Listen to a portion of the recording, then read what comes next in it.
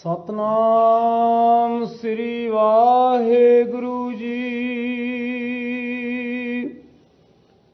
ਭੁਗਤ ਗਿਆਨ ਦਇਆ ਭੰਡਾਰਨ ਘਟ ਘਟ ਬਾਜੇ ਨਾਦ। ਆਪ ਨਾਥ ਨਾਥੀ ਸਭ ਜਾ ਕੀ ਰਿੱਧ ਸਿੱਧ ਅਵਰਾ ਸਾਧ। ਭੁਗਤ ਗਿਆਨ ਦਇਆ ਭੰਡਾਰਨ ਘਟ ਘਟ ਬਾਜੇ ਨਾਦ। ਆਪ ਨਾਥ ਨਾਥੀ ਸਭ ਜਾ ਕੀ ਰਿੱਧ ਸਿੱਧ ਅਵਰਾ ਸਾਧ। ਸੰਜੋਗ ਵਿਜੋਗ ਦੋਏ ਕਾਰ ਚਲਾਵੈ ਲੇਖੇ ਆਵੈ ਭਾਗ।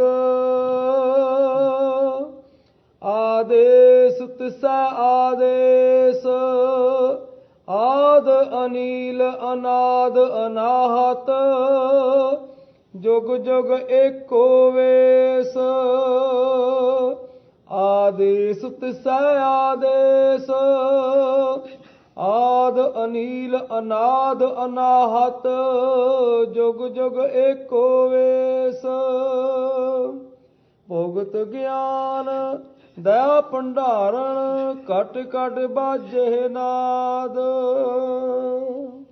ਵਾਹਿਗੁਰੂ ਜੀ ਕਾ ਖਾਲਸਾ ਵਾਹਿਗੁਰੂ ਜੀ ਕੀ ਫਤਿਹ। ਪਰਮ ਸਨਮਾਨਯੋਗ ਸਤਿਗੁਰੂ ਮਹਾਰਾਜ ਦੀ ਸਾਜੀ ਨਵਾਜੀ ਹੋਈ ਗੁਰੂ ਖਾਲਸਾ ਸਾਧ ਸੰਗਤ ਜੀਓ, ਸਤਿਗੁਰੂ ਨੇ ਅਪਾਰ ਬਖਸ਼ਿਸ਼ ਕੀਤੀ। ਆਪ ਸੰਗਤਾਂ ਸੰਧਿਆ ਸਮੇਂ ਸਤਿਗੁਰੂ ਦੇ ਪਾਵਨ ਪਵਿੱਤਰ ਸੋਹਣੇ ਦਰਬਾਰ ਦੀਆਂ ਹਾਜ਼ਰੀਆਂ ਭਰ ਰਹੇ ਹੋ। ਸਤਿਗੁਰੂ ਦੀ ਪਾਵਨ ਅੰਮ੍ਰਿਤ ਰੂਪ ਬਾਣੀ, ਜਿਸ ਨੂੰ ਪ੍ਰਧਾਨ ਬਾਣੀ ਵੀ ਆਖਿਆ ਜਾਂਦਾ ਹੈ, ਕਹਿਣ ਤੋਂ ਮੁਰਾਦ ਆਪ ਸੰਗਤਾਂ ਜਪਜੀ ਸਾਹਿਬ ਜੀ ਦੀ ਕਥਾ ਵਿਚਾਰ ਸਰਵਣ ਕਰ ਰਹੇ ਹੋ। ਇਹ ਬਾਣੀ ਜਾਹਰ ਪੀਰ ਜਗਤ ਗੁਰ ਬਾਬਾ ਗੁਰੂ ਨਾਨਕ ਦੇਵ ਗੋਬਿੰਦ ਰੂਪ ਧੰਨ ਗੁਰੂ ਨਾਨਕ ਦੇਵ ਮਹਾਰਾਜ ਸੱਚੇ ਪਾਤਸ਼ਾਹ ਨੇ ਉਚਾਰਨ ਕੀਤੀ ਹੈ। ਜੇ ਇਹ ਕਹਿ ਲਿਆ ਜਾਵੇ ਸਾਹਿਬ ਸਤਿਗੁਰੂ ਧੰਨ ਗੁਰੂ ਨਾਨਕ ਦੇਵ ਮਹਾਰਾਜ ਸੱਚੇ ਪਾਤਸ਼ਾਹ ਨੇ ਇਸ ਜਪਜੀ ਸਾਹਿਬ ਬਾਣੀ ਦੇ ਅੰਦਰ ਗੁਰਮਤਿ ਦੀ ਸਾਰੀ ਫਿਲਾਸਫੀ, ਅਨਮਤਾਂ ਦਾ ਵੀ ਸਿਧਾਂਤ ਬੜੇ ਸੋਹਣੇ ਢੰਗ ਦੇ ਨਾਲ ਸਾਕਾਰ ਕਰਨ ਦਾ ਯਤਨ ਕੀਤਾ ਹੈ। ਮਾਨੋ ਕੁੱਜੇ ਵਿੱਚ ਹੀ ਸਮੁੰਦਰ ਬੰਦ ਕੀਤਾ ਹੈ। ਧੰਨ ਗੁਰੂ ਨਾਨਕ ਦੇਵ ਮਹਾਰਾਜ ਸੱਚੇ ਪਾਤਸ਼ਾਹ ਜਦੋਂ ਵੀ ਬਾਣੀ ਉਚਾਰਨ ਕਰਦੇ, ਉਸ ਤੋਂ ਪਹਿਲਾਂ ਇੱਕ ਬਚਨ ਜ਼ਰੂਰ ਕਰਦੇ ਸਨ। ਭਾਈ ਮਰਦਾਨਿਆ, ਬਾਣੀ ਆਈ ਹੈ, ਰਬਾਬ ਵਜਾ। ਭਾਈ ਮਰਦਾਨਾ ਰਬਾਬ ਵਜਾਉਂਦਾ। ਧੰਨ ਗੁਰੂ ਨਾਨਕ ਦੇਵ ਮਹਾਰਾਜ ਸੱਚੇ ਪਾਤਸ਼ਾਹ ਬਾਣੀ ਉਚਾਰਨ ਕਰਦੇ, ਐਸਾ ਰੰਗ ਵੱਜਦਾ, ਜਿੰਨੇ ਵੀ ਸੁਣਨ ਵਾਲੇ ਹੁੰਦੇ ਸਾਰਿਆਂ ਦੇ ਮਨ ਹੀ ਪ੍ਰਭਾਵਿਤ ਹੁੰਦੇ। ਇੱਥੋਂ ਤੱਕ ਵੀ ਜੰਗਲ ਦੇ ਪਸ਼ੂ ਪੰਛੀ ਵੀ ਕੀਲੇ ਜਾਂਦੇ ਬਨਸਪਤੀ ਵਿੱਚੋਂ ਵੀ ਰਸ ਚੂਣ ਲੱਗ ਜਾਂਦਾ, ਪੌਣ ਪਾਣੀ ਆਦਿਕ ਵੀ ਥੰਮ ਜਾਂਦੇ। ਐਸਾ ਬਾਣੀ ਦਾ ਪ੍ਰਭਾਵ ਉਸ ਵੇਲੇ ਪੈਂਦਾ ਸੀ। ਬਾਣੀ ਦੀ ਸ਼ਕਤੀ ਹੁਣ ਵੀ ਓਨੀ ਹੀ ਹੈ, ਪਰ ਅਸੀਂ ਇਸ ਬਾਣੀ ਨੂੰ ਹੁਣ ਤੱਕ ਸਮਝਿਆ ਹੀ ਨਹੀਂ ਹੈ। ਧੰਨ ਗੁਰੂ ਨਾਨਕ ਦੇਵ ਮਹਾਰਾਜ ਸੱਚੇ ਪਾਤਸ਼ਾਹ ਇਸ ਜਪਜੀ ਸਾਹਿਬ ਬਾਣੀ ਦੇ ਅੰਦਰ ਜਿੱਥੇ ਅਕਾਲ ਪੁਰਖ ਵਾਹਿਗੁਰੂ ਦੀ ਸਿਫਤ ਸਲਾਹ ਕਰਦੇ ਹਨ, ਉੱਥੇ ਜੋ ਹੋਰ ਅਨਮਤਾਂ ਵੱਲੋਂ ਕੀਤੇ ਹੋਏ ਅਨੇਕਾਂ ਪ੍ਰਸ਼ਨਾਂ ਦਾ ਸਮਾਧਾਨ ਵੀ ਕਰਦੇ ਹਨ। ਜਿਵੇਂ ਆਪ ਜੀ ਨੇ ਕੱਲ੍ਹ ਦੀ ਕਥਾ ਦੇ ਵਿੱਚ ਸਰਵਣ ਕੀਤਾ ਸੀ, ਧੰਨ ਗੁਰੂ ਨਾਨਕ ਦੇਵ ਮਹਾਰਾਜ ਸੱਚੇ ਪਾਤਸ਼ਾਹ ਨੂੰ ਜਿਹੜੇ ਉਸ ਵੇਲੇ ਦੇ ਧਾਰਮਿਕ ਆਗੂ, ਜਿਨ੍ਹਾਂ ਨੂੰ ਸਿੱਧ ਆਖਿਆ ਜਾਂਦਾ ਸੀ, ਉਹਨਾਂ ਦੇ ਵਿੱਚ ਰਿੱਧੀਆਂ ਸਿੱਧੀਆਂ ਵੀ ਸਨ। ਦਸਵੇਂ ਦੁਆਰ ਦੇ ਵਿੱਚ ਸਮਾਧੀ ਵੀ ਲਾਉਂਦੇ ਸਨ। ਬਹੁਤ ਸਾਰੀ ਦੁਨੀਆ ਵੀ ਉਹਨਾਂ ਨੇ ਆਪਣੇ ਮਗਰ ਲਾਈ ਹੋਈ ਸੀ। ਪਰ ਧੰਨ ਗੁਰੂ ਨਾਨਕ ਦੇਵ ਮਹਾਰਾਜ ਸੱਚੇ ਪਾਤਸ਼ਾਹ ਦੇ ਪ੍ਰਭਾਵ ਤੋਂ ਉਹ ਵੀ ਬਹੁਤ ਹੈਰਾਨ ਸਨ, ਕਿਉਂਕਿ ਉਹਨਾਂ ਦਾ ਇੱਕ ਇਹ ਖਿਆਲ ਸੀ, ਧੰਨ ਗੁਰੂ ਨਾਨਕ ਦੇਵ ਮਹਾਰਾਜ ਸੱਚੇ ਪਾਤਸ਼ਾਹ ਦਾ ਸਿੱਕਾ ਸਾਰੇ ਸੰਸਾਰ ਦੇ ਵਿੱਚ ਹੀ ਮੰਨਿਆ ਜਾਂਦਾ ਹੈ ਅਤੇ ਮੰਨਿਆ ਜਾਵੇਗਾ। ਕਿਵੇਂ ਨਾ ਕਿਵੇਂ ਇਹਨਾਂ ਨੂੰ ਅਸੀਂ ਆਪਣੇ ਯੋਗ ਮਤ ਵਿੱਚ ਲੈ ਆਈਏ। ਇਹਦੇ ਨਾਲ ਸਾਡੇ ਯੋਗ ਮਤ ਦਾ ਸਾਰੇ ਸੰਸਾਰ 'ਤੇ ਪ੍ਰਚਾਰ ਹੋਵੇਗਾ ਅਤੇ ਪ੍ਰਭਾਵ ਪਵੇਗਾ। ਇਸ ਖਿਆਲ ਦੇ ਨਾਲ ਧੰਨ ਗੁਰੂ ਨਾਨਕ ਦੇਵ ਮਹਾਰਾਜ ਸੱਚੇ ਪਾਤਸ਼ਾਹ ਨੂੰ ਇੱਕ ਵਾਰ ਨਹੀਂ ਅਨੇਕਾਂ ਵਾਰ ਮਿਲੇ, ਵਾਕ ਯੁੱਧ ਵੀ ਕੀਤਾ, ਪ੍ਰਸ਼ਨੋਤਰੀ ਵਿਚਾਰਾਂ ਹੁੰਦੀਆਂ ਰਹੀਆਂ, ਜਿਸ ਦੀ ਮਿਸਾਲ ਗੁਰਬਾਣੀ ਦੇ ਸ਼ਬਦ ਸਿੱਧ ਗੋਸ਼ਟ ਬਾਣੀ ਹੈ। ਇਹ ਵੀ ਜਪਜੀ ਸਾਹਿਬ ਜੀ ਦੀਆਂ 4 ਪੌੜੀਆਂ ਮੁੰਦਾ ਸੰਤੋਖ ਤੋਂ ਲੈ ਕੇ ਆਸਣ ਲੋਏ ਲੋਏ ਭੰਡਾਰ, ਇਹ ਵੀ ਇਸ ਗੱਲ ਦੀ ਗਵਾਹੀ ਦੇ ਰਹੀਆਂ ਹਨ। ਇਹ ਵੀ ਪ੍ਰਸ਼ਨੋਤਰੀ ਵਿਚਾਰਾਂ ਉਹਨਾਂ ਸਿੱਧਾਂ ਦੇ ਨਾਲ ਹੀ ਹੋਈਆਂ। ਦੂਸਰੇ ਪਾਸੇ ਇਹਨਾਂ ਨੇ ਆਪਣੀਆਂ ਰਿੱਧੀਆਂ ਸਿੱਧੀਆਂ ਦਿਖਾ ਕੇ ਵੀ ਧੰਨ ਗੁਰੂ ਨਾਨਕ ਦੇਵ ਮਹਾਰਾਜ ਸੱਚੇ ਪਾਤਸ਼ਾਹ ਨੂੰ ਪ੍ਰਭਾਵਿਤ ਕਰਨਾ ਚਾਹਿਆ। ਪਰ ਧੰਨ ਗੁਰੂ ਨਾਨਕ ਦੇਵ ਮਹਾਰਾਜ ਸੱਚੇ ਪਾਤਸ਼ਾਹ ਨੇ, ਇਤਿਹਾਸ ਵਿੱਚ ਪ੍ਰਸੰਗ ਆਉਂਦਾ ਹੈ, ਇਹਨਾਂ ਸਿੱਧਾਂ ਨੇ ਸਿੱਧੀਆਂ ਲਾਈਆਂ, ਆਪਣੀਆਂ ਦੇਹਾਂ ਬਦਲ ਲਈਆਂ, ਆਕਾਸ਼ ਵਿੱਚ ਉਡਾਰੀਆਂ ਮਾਰਨ ਲੱਗੇ ਔਰ ਇਹਨਾਂ ਨੇ ਧੰਨ ਗੁਰੂ ਨਾਨਕ ਦੇਵ ਮਹਾਰਾਜ ਨੂੰ ਡਰਾਉਣ ਦਾ, ਦਬਕਾਉਣ ਦਾ ਯਤਨ ਕੀਤਾ ਹੈ।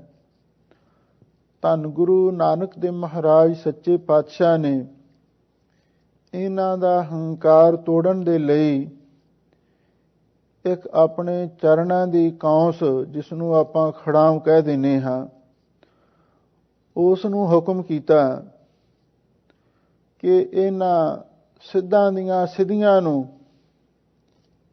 ਤੂੰ ਮਾਤ ਪਾਉਣਾ ਹੈ। ਸਤਿਗੁਰੂ ਦਾ ਹੁਕਮ ਮੰਨ ਕੇ ਉਹ ਕੌਂਸ ਆਕਾਸ਼ ਵਿੱਚ ਉਡੀ। ਜਿੰਨੀਆਂ ਵੀ ਇਹਨਾਂ ਸਿੱਧੀਆਂ ਦੀਆਂ ਸਿੱਧੀਆਂ ਸਨ, ਉਹਨਾਂ ਨੂੰ ਮਾਰ ਕੇ ਗਿਰਾ ਕੇ ਧੰਨ ਗੁਰੂ ਨਾਨਕ ਦੇਵ ਮਹਾਰਾਜ ਦੇ ਚਰਨਾਂ ਦੇ ਵਿੱਚ ਲਿਆ ਕੇ ਸੁੱਟ ਦਿੱਤਾ। ਇਹ ਜਿਹੜੇ ਸਿੱਧ ਲੋਕ ਸਨ ਔਰ ਇਹਨਾਂ ਨੂੰ ਵੀ ਨਿੰਮੋ ਝੂਣੇ ਹੋ ਕੇ ਧੰਨ ਗੁਰੂ ਨਾਨਕ ਦੇਵ ਮਹਾਰਾਜ ਦੇ ਚਰਨਾਂ ਦੇ ਵਿੱਚ ਲੈ ਆਂਦਾ। ਹੁਣ ਇਹ ਸਾਰੇ ਸਿੱਧ ਹੈਰਾਨ ਨੇ। ਧੰਨ ਗੁਰੂ ਨਾਨਕ ਦੇਵ ਮਹਾਰਾਜ ਸੱਚੇ ਪਾਤਸ਼ਾਹ ਦਾ ਇਹ ਕੌਤਕ ਦਾ ਅਸਲੀ ਮਨੋਰਥ ਇਹ ਸੀ। ਧੰਨ ਗੁਰੂ ਨਾਨਕ ਦੇਵ ਮਹਾਰਾਜ ਸੱਚੇ ਪਾਤਸ਼ਾਹ ਇਹਨਾਂ ਸਿੱਧਾਂ ਨੂੰ ਇਹ ਗੱਲ ਸਮਝਾਉਣਾ ਚਾਹੁੰਦੇ ਸਨ, ਜਿਨ੍ਹਾਂ ਰਿੱਧੀਆਂ ਸਿੱਧੀਆਂ ਦਾ ਤੁਸੀਂ ਇੰਨਾ ਮਾਣ ਕਰਦੇ ਹੋ ਔਰ ਅਸੀਂ ਤੇ ਇਹਨਾਂ ਨੂੰ ਚਰਨਦਾਸੀਆਂ ਸਮਝਦੇ ਹਾਂ ਔਰ ਇਹ ਸਾਡੇ ਪੈਰ ਦੀਆਂ ਖੜਾਵਾਂ ਨੇ, ਇਹ ਸਾਡੇ ਪੈਰਾਂ ਦੀਆਂ ਜੁੱਤੀਆਂ ਨੇ।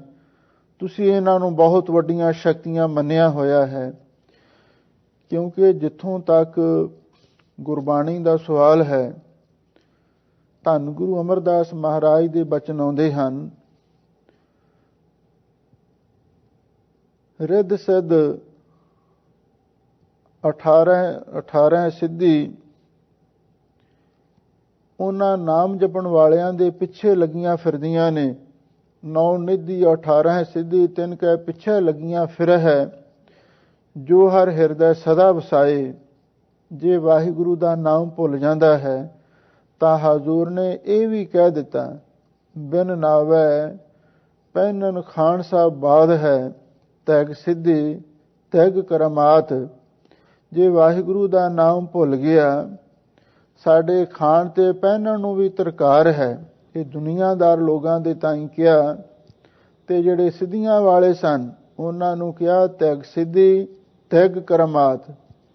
ਜੇ ਤੁਹਾਨੂੰ ਵੀ ਵਾਹਿਗੁਰੂ ਦਾ ਨਾਮ ਭੁੱਲ ਗਿਆ, ਤੁਸੀਂ ਇਹਨਾਂ ਰਿੱਧੀਆਂ ਸਿੱਧੀਆਂ ਦੇ ਮੋਹ ਜਾਲ ਦੇ ਵਿੱਚ ਹੀ ਫਸ ਗਏ, ਤੇ ਫਿਰ ਤੁਹਾਡੀਆਂ ਰਿੱਧੀਆਂ ਸਿੱਧੀਆਂ ਨੂੰ ਵੀ ਤਰਕਾਰ ਹੈ, ਲਾਹਨਤ ਹੈ, ਫਿਟਕਾਰ ਹੈ, ਕਿਉਂਕਿ ਇਹ ਵੀ ਤੇ ਵਾਹਿਗੁਰੂ ਨੂੰ ਭੁਲਾਉਣ ਵਾਲੀ ਸਮੱਗਰੀ ਹੈ।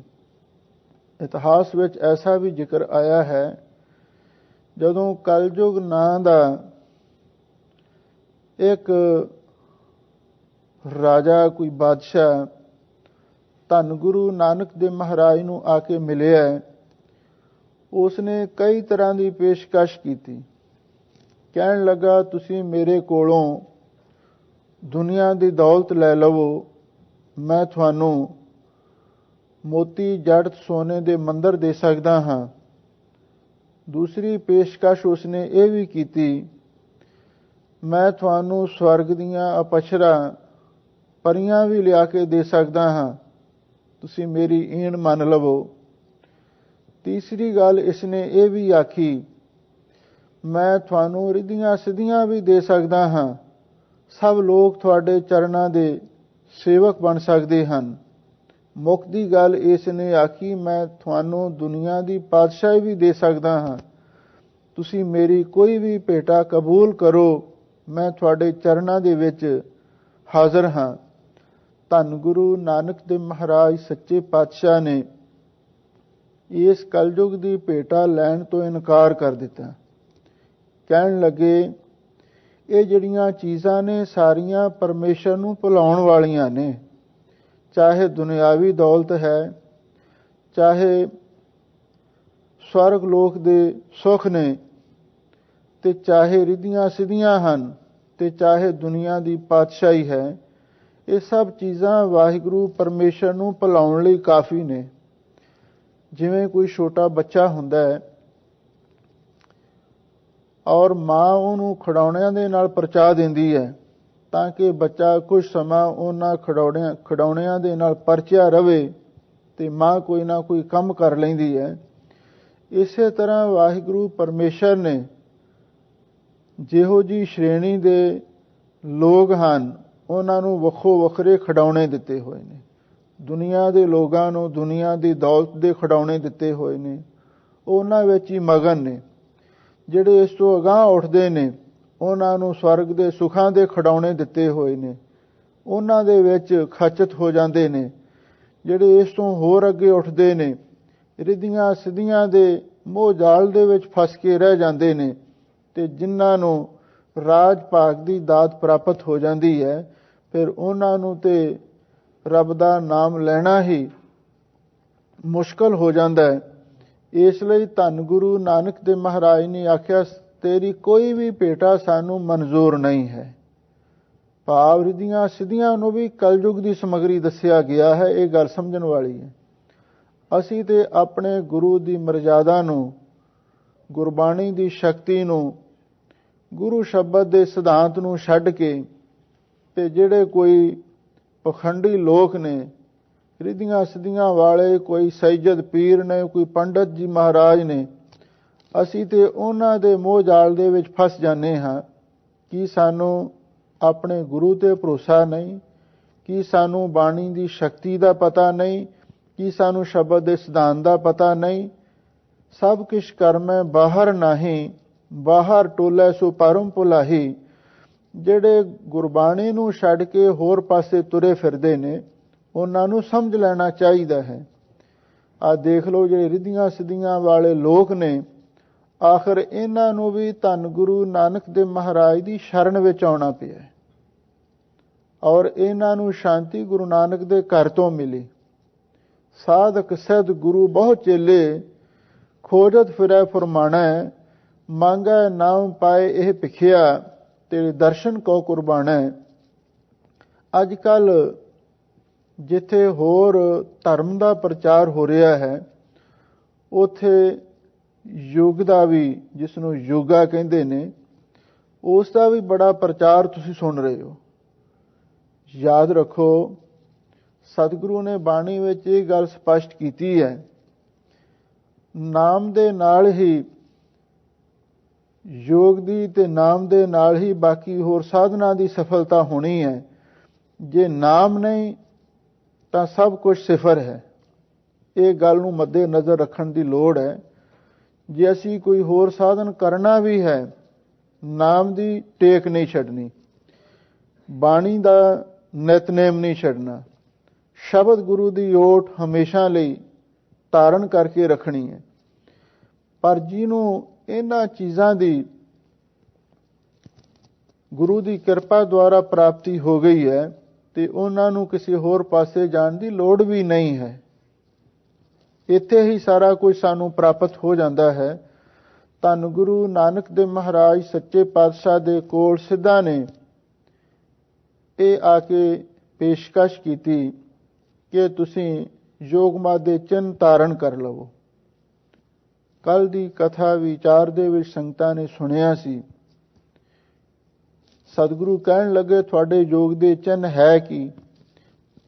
ਕਹਿੰਦੇ, ਬਲੌਰ ਦੀਆਂ ਮੁੰਦਰਾ ਪਾਉਣੀਆਂ, ਹੱਥ ਵਿੱਚ ਖੱਪਰ ਧਾਰਨ ਕਰਨਾ, ਮੋਢੇ ਵਿੱਚ ਝੋਲੀ ਪਾਉਣੀ, ਪਿੰਡੇ ਤੇ ਸੁਆਹ ਮਲਣੀ ਅਤੇ ਸਰੀਰ ਤੇ ਗੋਦੜੀ ਪਾਉਣੀ, ਹੱਥ ਵਿੱਚ ਡੰਡਾ ਫੜਨਾ। ਇਸ ਤਰ੍ਹਾਂ ਦੇ ਸਾਡੇ ਯੋਗ ਦੇ ਚਿੰਨ੍ਹ ਨੇ। ਪਰ ਸਤਿਗੁਰੂ ਕਹਿਣ ਲੱਗੇ, ਤੁਸੀਂ ਇਹਨਾਂ ਦੀ ਥਾਂ ਤੇ ਦੈਵੀ ਗੁਣ ਧਾਰਨ ਕਰੋ, ਪ੍ਰਭੂ ਦੀ ਪ੍ਰਾਪਤੀ ਦੇ ਗੁਣਾਂ ਨੂੰ ਧਾਰਨ ਕਰੋ, ਮੁੰਦਾ ਸੰਤੋਖ ਨੂੰ ਬਣਾਓ, ਵੈਰਾਗ ਨੂੰ ਪਾਤਰ ਬਣਾਓ, ਧਿਆਨ ਨੂੰ ਝੋਲੀ ਬਣਾਓ, ਸਰੀਰ ਨੂੰ ਨਾਸਵੰਤ ਸਮਝਣਾ ਵਿਭੂਤੀ ਲਾਓ। ਇਸ ਤਰ੍ਹਾਂ ਦੀ ਪਾਵਨ ਪਵਿੱਤਰ ਸਿੱਖਿਆ ਸਤਿਗੁਰੂ ਨੇ ਉਹਨਾਂ ਨੂੰ ਬਖਸ਼ਿਸ਼ ਕੀਤੀ।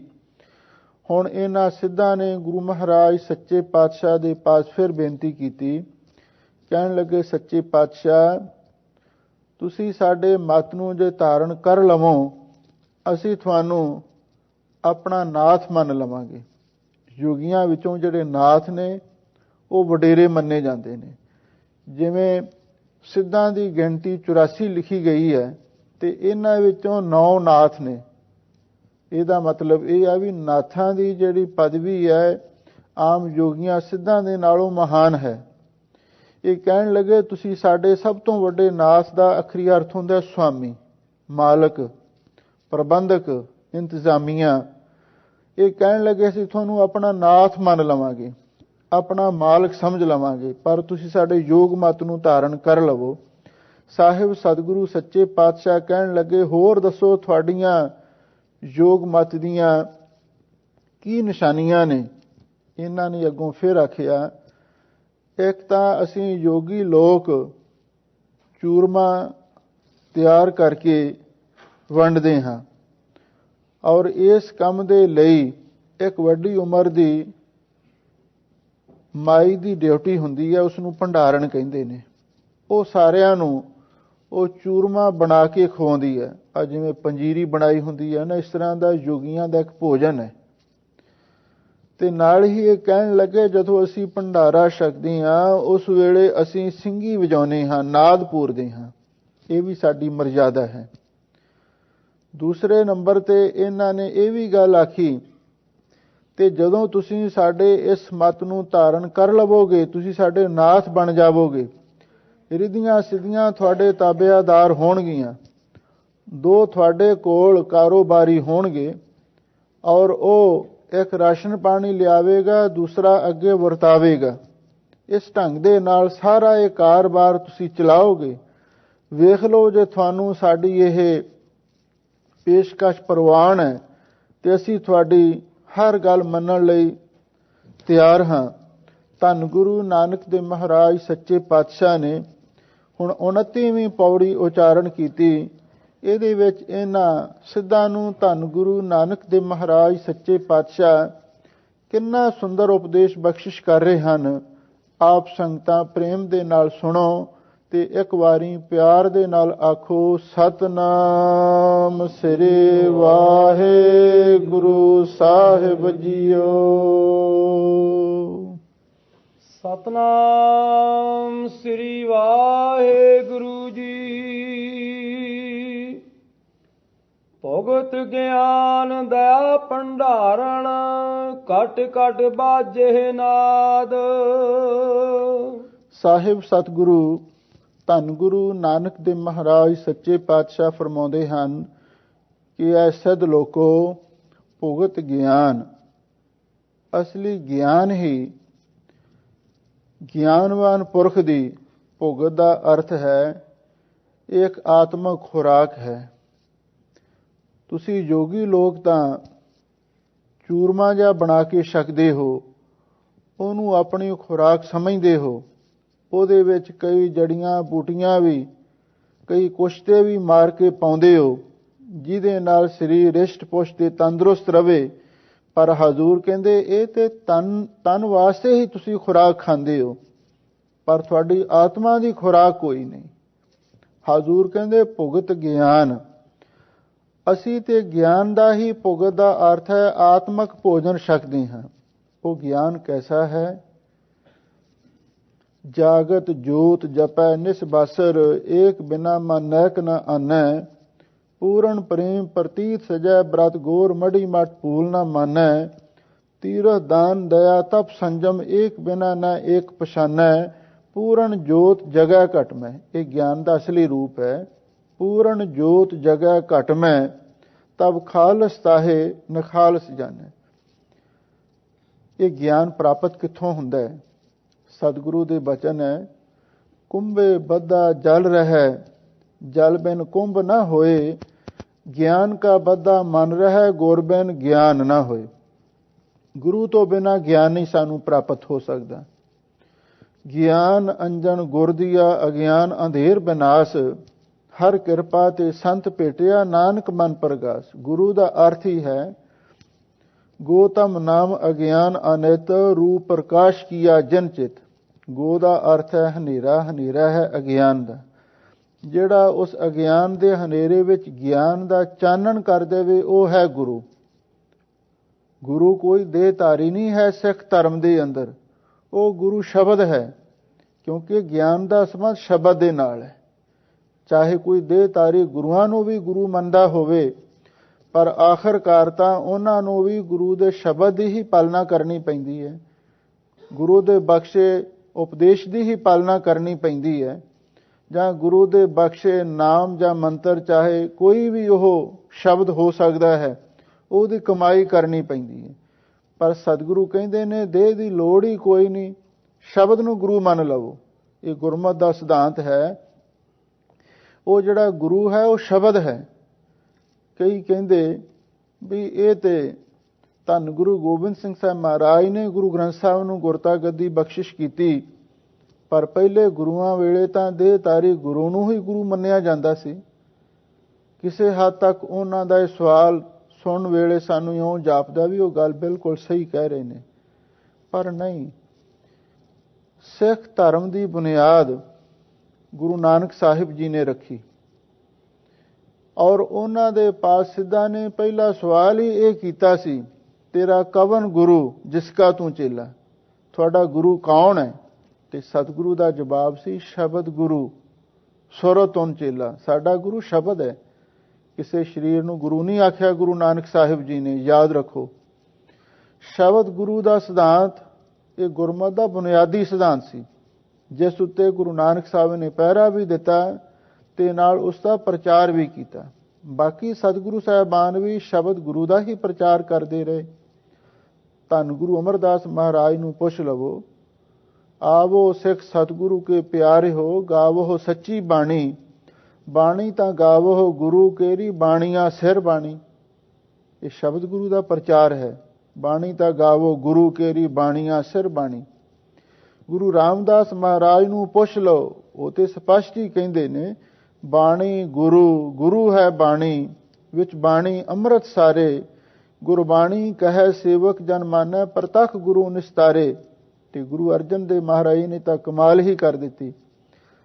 ਸਾਹਿਬ ਸ੍ਰੀ ਗੁਰੂ ਗ੍ਰੰਥ ਸਾਹਿਬ ਜੀ ਦੀ ਪਾਵਨ ਬੀੜ ਤਿਆਰ ਕਰਕੇ ਸ੍ਰੀ ਹਰਿਮੰਦਰ ਸਾਹਿਬ ਜੀ ਦੇ ਅੰਦਰ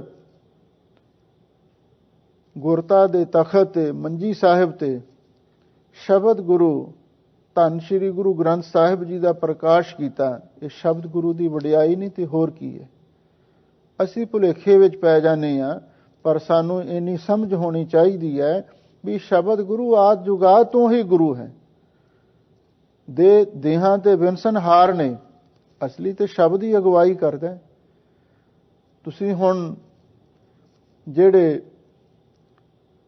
ਵਿਗਿਆਨੀ ਹਨ, ਸਾਇੰਸਦਾਨ ਨੇ, ਉਹਨਾਂ ਨੂੰ ਪੁੱਛੋ, ਪੁਰਾਣੇ ਵਿਦਵਾਨਾਂ ਤੋਂ, ਰਿਸ਼ੀਆਂ ਮੁਨੀਆਂ ਤੋਂ ਪੁੱਛੋ, ਉਹ ਕਹਿੰਦੇ ਸ਼ਬਦ ਬ੍ਰਹਮ ਹੈ, ਸ਼ਬਦ ਸਤ ਹੈ, ਸ਼ਬਦ ਕਦੀ ਨਾਸ ਨਹੀਂ ਹੁੰਦਾ। ਪਰ ਇੱਕ ਗੱਲ ਯਾਦ ਰੱਖੋ, ਭਾਵੇਂ ਪੁਰਾਤਨ ਰਿਸ਼ੀਆਂ ਮੁਨੀਆਂ ਨੇ ਸ਼ਬਦ ਨੂੰ ਸਤ ਆਖਿਆ, ਤੇ ਹੁਣ ਦੇ ਸਾਇੰਸਦਾਨ ਵੀ ਸ਼ਬਦ ਨੂੰ ਇੱਕ ਲਹਿਰ ਤੇ ਤਰੰਗ ਮੰਨ ਕੇ ਸदैवी ਮੰਨ ਰਹੇ ਨੇ। ਪਰ ਇਸ ਸ਼ਬਦ ਗੁਰੂ ਨੂੰ, ਗੁਰੂ ਦੀ ਪਦਵੀ ਧੰਨ ਗੁਰੂ ਨਾਨਕ ਦੇਵ ਮਹਾਰਾਜ ਨੇ ਹੀ ਦਿੱਤੀ, ਹੋਰ ਕਿਸੇ ਨੇ ਨਹੀਂ ਦਿੱਤੀ। ਇਹ ਗੱਲ ਵਿਲੱਖਣ ਹੈ। ਸ਼ਬਦ ਦੀ ਮਹਾਨਤਾ ਤੇ ਆਦ ਜੁਗਾਦ ਤੋਂ ਚਲੀ ਆਈ, ਪਰ ਸ਼ਬਦ ਨੂੰ ਗੁਰੂ ਦੀ ਵਡਿਆਈ ਗੁਰੂ ਨਾਨਕ ਸਾਹਿਬ ਨੇ ਪ੍ਰਦਾਨ ਕੀਤੀ। ਇਸ ਲਈ ਹੁਣ ਇਹ ਜਿਹੜਾ ਗਿਆਨ ਹੈ, ਇਹਦਾ ਸੰਬੰਧ ਗੁਰੂ ਦੇ ਨਾਲ ਹੈ, ਤੇ ਗੁਰੂ ਹੈ ਸ਼ਬਦ। ਤੁਸੀਂ ਸ਼ਬਦ ਦੀ ਗੱਲ ਦੇਖੋ, ਦੁਨਿਆਵੀ ਤੌਰ ਤੇ ਵੀ ਜਦੋਂ ਆਪਾਂ ਇੱਕ ਥਾਂ ਤੋਂ ਦੂਸਰੀ ਥਾਂ ਤੇ ਜਾਣਾ ਹੁੰਦਾ ਹੈ, ਤੁਸੀਂ ਥਾਂ ਥਾਂ ਦੇ ਉੱਤੇ ਉਹ ਮੀਲ ਪੱਥਰ ਲੱਗੇ ਹੁੰਦੇ ਨੇ ਜਾਂ ਸਾਈਨ ਬੋਰਡ ਲੱਗੇ ਹੁੰਦੇ ਨੇ, ਉਹਨਾਂ ਉੱਤੇ ਉਹ ਸ਼ਹਿਰ ਦਾ ਨਾਮ ਹੁੰਦਾ ਹੈ, ਇੱਕ ਸ਼ਬਦ, ਇੱਕ ਲਫ਼ਜ਼, ਇੱਕ ਨਾਮ ਲਿਖਿਆ ਹੁੰਦਾ ਹੈ। ਜਦੋਂ ਆਪਾਂ ਉਹਦੇ ਵੱਲ ਨਿਗਾਹ ਮਾਰਦੇ ਹਾਂ, ਉਸੇ ਵੇਲੇ ਸਾਨੂੰ ਗਿਆਨ ਹੋ ਜਾਂਦਾ ਵੀ ਸ਼ਹਿਰ ਇੰਨੀ ਦੂਰ ਹੈ। ਇਹ ਸ਼ਬਦ ਹੀ ਹੈ, ਅਸਲੀ ਗਿਆਨ ਹੀ ਗੁਰੂ ਹੈ। ਇਸੇ ਲਈ ਧੰਨ ਗੁਰੂ ਨਾਨਕ ਦੇਵ ਮਹਾਰਾਜ ਉਹਨਾਂ ਸਿੱਧਾਂ ਨੂੰ ਕਹਿ ਰਹੇ ਨੇ, ਭੁਗਤ ਗਿਆਨ, ਵੀ ਅਸੀਂ ਜਿਹੜਾ ਆਤਮਿਕ ਗਿਆਨ ਹੈ, ਇਹੀ ਸਾਡਾ ਆਤਮਿਕ ਭੋਜਨ ਹੈ। ਦਇਆ ਭੰਡਾਰਨ, ਤੇ ਜਿਹੜੀ ਦਇਆ ਹੈ, ਇਹ ਦਇਆ ਨੂੰ ਧਰਮ ਦੀ ਮਾਂ ਵੀ ਆਖਿਆ। ਤੌਲ ਧਰਮ ਦਇਆ ਕਾ ਪੁੱਤ, ਧਰਮ ਨੂੰ ਦਇਆ ਦਾ ਪੁੱਤਰ ਆਖਿਆ ਹੈ। ਕਿਉਂਕਿ ਸਿੱਖ ਧਰਮ ਦੇ ਦੋ ਬੁਨਿਆਦੀ ਅਸੂਲ ਨੇ, ਇੱਕ ਸੇਵਾ, ਦੂਸਰਾ ਸਿਮਰਨ। ਦਇਆ ਤੋਂ ਸੇਵਾ ਦਾ ਜਨਮ ਹੈ, ਤੇ ਸੰਤੋਖ ਤੋਂ ਸਿਮਰਨ ਦੀ ਉਤਪਤੀ ਹੁੰਦੀ ਹੈ। ਜੇ ਮਨੁੱਖ ਦੇ ਮਨ ਵਿੱਚ ਦਇਆ ਹੀ ਨਹੀਂ, ਦਇਆ ਦਾ ਮਤਲਬ ਹੈ ਦੇਣ ਦਾ ਸੁਭਾਅ, ਕੁਛ ਦੇਣ ਦਾ ਮਾਦਾ ਹੀ ਨਹੀਂ, ਉਹ ਬੰਦਾ ਕਦੀ ਸੇਵਾ ਨਹੀਂ ਕਰ ਸਕੇਗਾ। ਇਸੇ ਲਈ ਹਜ਼ੂਰ ਕਹਿੰਦੇ ਨੇ, ਦਇਆ ਭੰਡਾਰਨ, ਇਹ ਜਿਹੜੀ ਦਇਆ ਹੈ, ਇਹ ਇੱਕ ਵੱਡਾ ਗੁਣ ਹੈ, ਔਰ ਇਹੀ ਭੰਡਾਰਨ ਹੈ। ਕਿਉਂਕਿ ਮਨੁੱਖ ਦੇ ਜਿਸ ਦੇ ਮਨ ਦੇ ਵਿੱਚ ਦਇਆ ਹੈ, ਉਹੀ ਕਿਸੇ ਨੂੰ ਕੁਝ ਦੇ ਸਕਦਾ ਹੈ। ਅਸਲੀ ਸਭ ਤੋਂ ਵੱਡਾ ਦਇਆ ਦਾ ਗੁਣ ਉਸ ਅਕਾਲ ਪੁਰਖ ਦੇ ਵਿੱਚ ਹੀ ਹੈ। ਆ ਵੇਖ ਲਓ, ਉਸਨੇ ਸਾਡੇ ਉੱਤੇ ਕਿੰਨੇ ਪਰਉਪਕਾਰ ਕੀਤੇ ਨੇ। ਜੀਉ ਪਾਏ ਪਿੰਡ ਜਨ ਸਾਜਿਆ, ਦਿੱਤਾ ਪਹਿਨਣ ਖਾਣ, ਆਪਣੇ ਦਾਸ ਕੀ ਆਪ ਪੈਜ ਰਾਖੀ, ਨਾਨਕ ਸਦ ਕੁਰਬਾਨ। ਹਜ਼ੂਰ ਕਹਿੰਦੇ ਵਾਹਿਗੁਰੂ ਦਾ ਗਿਆਨ ਆਤਮਿਕ ਭੋਜਨ ਹੈ, ਉਹਨੂੰ ਦੇਣ ਦੇ ਲਈ ਦਇਆ ਹੀ ਭੰਡਾਰਨ ਹੈ। ਭਾਵ ਵਾਹਿਗੁਰੂ ਦੀ ਕਿਰਪਾ ਨਾਲ, ਉਹਦੀ ਮਿਹਰ ਦੇ ਨਾਲ ਇਹ ਸਾਨੂੰ ਦਾਤ ਪ੍ਰਾਪਤ ਹੁੰਦੀ ਹੈ। ਘਟ ਘਟ ਵਾਜਹਿ ਨਾਦ। ਹਜ਼ੂਰ ਕਹਿੰਦੇ ਨੇ ਤੁਸੀਂ ਲੋਕ ਭੰਡਾਰਾ ਛਕਣ ਵੇਲੇ ਨਾਦ ਪੂਰਦੇ ਹੋ, ਸ਼ੰਖ ਵਜਾਉਂਦੇ ਹੋ, ਪਰ ਹਜ਼ੂਰ ਕਹਿੰਦੇ ਨੇ ਘਟ ਘਟ ਵਾਜਹਿ ਨਾਦ, ਵੀ ਘਟਾਂ ਘਟਾਂ ਦੇ ਅੰਦਰ ਵਾਹਿਗੁਰੂ ਪਰਮੇਸ਼ਰ ਦਾ ਸ਼ਬਦ ਵੱਜ ਰਿਹਾ ਹੈ। ਇਹਦਾ ਮਤਲਬ ਇਹ ਹੈ ਉਸ ਅਕਾਲ ਪੁਰਖ ਵਾਹਿਗੁਰੂ ਦੇ ਨਾਮ ਦਾ ਅਖੰਡ ਜਾਪ ਜੋ ਸਾਡੇ ਅੰਦਰ ਚੱਲ ਰਿਹਾ ਹੈ, ਜਿਸ ਨੂੰ ਅਜੱਪਾ ਜਾਪ ਦੇ ਨਾਲ ਤਸ਼ਬੀਹ ਦਿੱਤੀ ਗਈ ਹੈ, ਜਾਪ ਸੋ ਅਜੱਪਾ ਜਾਪੈ, ਇਹ ਮਾਨੋ ਨਾਦ ਵੱਜ ਰਿਹਾ ਹੈ, ਇਹ ਸ਼ਬਦ ਵੱਜ ਰਿਹਾ ਹੈ, ਸ਼ੰਖ ਪੂਰਿਆ ਜਾ ਰਿਹਾ ਹੈ। ਜਾਂ ਇਹਦਾ ਦੂਜਾ ਭਾਵ ਇਹ ਵੀ ਹੈ ਘਟ ਘਟ ਵਾਜਹਿ ਨਾਦ, ਵੀ ਜਿਹੜਾ ਗੁਰੂ ਘਰ ਦੇ ਵਿੱਚ ਨਾਦ ਸ਼ਬਦ ਦਾ ਕੀਰਤਨ ਹੈ, ਕਿਉਂਕਿ ਨਾਦ ਸੰਗੀਤ ਦੀ ਧੁਨੀ ਨੂੰ ਕਹਿੰਦੇ ਨੇ, ਵੀ ਜਿਹੜਾ ਗੁਰਬਾਣੀ ਦਾ ਕੀਰਤਨ ਹੈ, ਸ਼ਬਦ ਦੀ ਧੁਨੀ ਹੈ, ਇਹੀ ਘਟਾਂ ਘਟਾਂ ਦੇ ਵਿੱਚ ਨਾਦ ਵੱਜ ਰਿਹਾ ਹੈ। ਆਪ ਨਾਥ ਨਾਥੀ ਸਭ ਜਾ ਕੀ, ਰਿਦ ਸਿਧ ਅਵਰਾ ਸਾਧ। ਹਜ਼ੂਰ ਕਹਿੰਦੇ ਨੇ ਬਈ ਤੁਸੀਂ ਇਹ ਗੱਲ ਆਖ ਰਹੇ ਹੋ ਵੀ ਤੁਸੀਂ ਨਾਥ ਬਣ ਜਾਓਗੇ। ਹਜ਼ੂਰ ਕਹਿੰਦੇ ਸਾਨੂੰ ਨਾਥ ਬਣਨ ਦੀ ਕੋਈ ਤਮੰਨਾ ਨਹੀਂ, ਅਸੀਂ ਤੇ ਵਾਹਿਗੁਰੂ ਦੇ ਦਾਸ ਹਾਂ। ਇਹ ਇੱਕ ਬਹੁਤ ਵੱਡੀ ਗੱਲ ਹੈ। ਲੋਕੀ ਤੇ ਕੁਛ ਬਣਨ ਦਾ ਯਤਨ ਕਰਦੇ ਨੇ, ਪਰ ਸਤਿਗੁਰੂ ਕਹਿੰਦੇ ਨਹੀਂ, ਬਣਨਾ ਕੁਛ ਨਹੀਂ, ਆਪਣੇ ਆਪ ਨੂੰ ਗਵਾਉਣਾ ਹੈ। ਆਪ ਨਾਥ, ਹਜ਼ੂਰ ਕਹਿੰਦੇ ਨਾਥ ਤੇ ਆਪ ਅਕਾਲ ਪੁਰਖ ਵਾਹਿਗੁਰੂ ਹੈ। ਨਾਥੀ ਸਭ ਜਾ ਕੀ, ਜਿਸਨੇ ਸਾਰੀ ਸ੍ਰਿਸ਼ਟੀ, ਨਾਥੀ ਦਾ ਅਰਥ ਹੈ ਨੱਥੀ ਹੋਈ ਹੈ। ਇਹਦਾ ਮਤਲਬ ਇਹ ਹੈ ਉਹ ਅਕਾਲ ਪੁਰਖ ਵਾਹਿਗੁਰੂ ਆਪ ਨਾਥ ਹੈ, ਸਭ ਦੁਨੀਆ ਦਾ ਮਾਲਕ ਹੈ, ਜਿਸਨੇ ਸਾਰਿਆਂ ਦੇ ਨੱਕ ਦੇ ਵਿੱਚ ਨਕੇਲ ਪਾਈ ਹੋਈ ਹੈ। ਉਹ ਕਿਵੇਂ? ਸਤਿਗੁਰੂ ਦੀ ਬਾਣੀ ਵਿੱਚ ਇੱਕ ਸ਼ਲੋਕ ਆਉਂਦਾ ਹੈ, ਨੱਕ ਨੱਥ ਖਸਮ ਹੱਥ, ਕਿਰਤ ਧੱਕੇ ਦੇ, ਜਹਾਂ ਦਾਣੇ ਤਹਾਂ ਖਾਣੇ, ਨਾਨਕਾ ਸੱਚ ਹੈ। ਨੱਕ ਨੱਥ, ਵਾਹਿਗੁਰੂ ਨੇ ਸਭ ਦੇ ਨੱਕ ਵਿੱਚ ਨੱਥ ਪਾਈ ਹੋਈ ਹੈ। ਉਹ ਕਿਹੜੀ ਹੈ? ਹੁਕਮ ਦੀ ਨੱਥ ਹੈ।